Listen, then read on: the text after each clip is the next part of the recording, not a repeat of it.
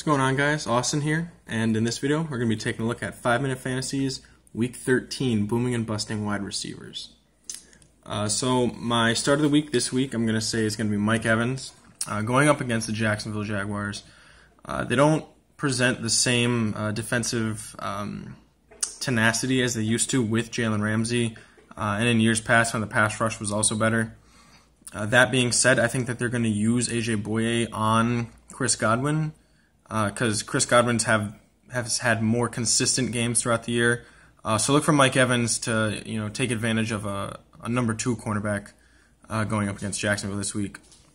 I'm going to say you're going to want to start DK Metcalf, the Seattle Seahawks number 2 wide receiver, going up against the Minnesota Vikings. Minnesota does not have a good secondary in the slightest. That coupled with the fact that I think that Minnesota is also going to be able to score some points. I think that Russell's going to have to throw the ball, and the more he throws, the more targets go to DK. Start Allen Robinson against Detroit. Darius Slay has not looked great in his last couple outings.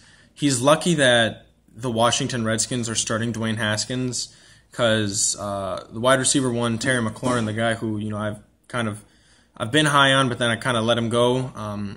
He was burning Slay. He just wasn't getting the passes right. So look for Allen Robinson to be the number 1 target up against this Detroit Lions team in the Thanksgiving Day game in Ford Field. You're also going to want to start Calvin Ridley up against the number 2 cornerback who in New Orleans the past several years and this year hasn't been very good. I think that Julio Jones is going to want to play. But Julio isn't full strength right now, and not full strength Julio going up against Marshawn Lattimore makes for a really excellent matchup for Calvin Ridley, and a lot of potential points for him this week. I'm also going to say you're going to want to start Jamison Crowder, for this going up against the Cincinnati Bengals. Really, everything about that team is pretty much trash. And Jamison is, really starting to find his groove with Sam Darnold. So look for him to, potentially have like another, 55, 60 yards and a touchdown. And then Will Fuller, going up against New England. Will, he presents a different level of speed that New England is not really. I'm not going to say they're not equipped, but they're not the best at covering his type of down the field speed. And I think that Deshaun Watson and him, they have a really nice rapport together. So I would definitely look to start Will Fuller as a flex option this week. In that same token, I said both these names, all 3 of these names. You're going to want to sit Julio Jones. I think he's going up against a top 3 cornerback in the league. That plus, his shoulder's injured. He's on a short week. I don't think even if he plays, he's going to be doing very well. Chris Godwin, I think he's going to have to face A.J. Bouye, who, he's a baller. And then I think DeAndre Hopkins is going to be the number 1 target for the New England Patriots. Schematic defensive game plan. I'm also going to say you're going to want to sit both Odell and Jarvis Landry. I don't really trust Cleveland. I don't like what they do.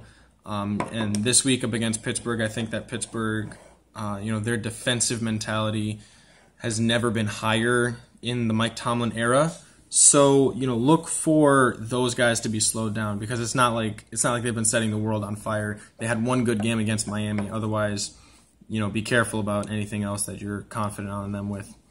And then I'm going to say sit Cooper Kupp going up against the Arizona Cardinals. Cooper, he's an interesting story. He started out the year kind of blazing hot. I think he was the leader in yards through like the first 6 weeks or something like that.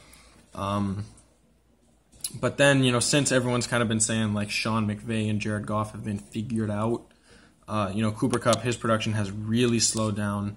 Also, on top of that, he's going to have to be facing Patrick Peterson, who, although he's a veteran cornerback drafted in I believe it was the 2011 NFL draft, so he's coming up on 30 soon. He's still one of the legit shutdown cornerbacks in the league. So if you have any other options, don't start Cooper Kupp this week.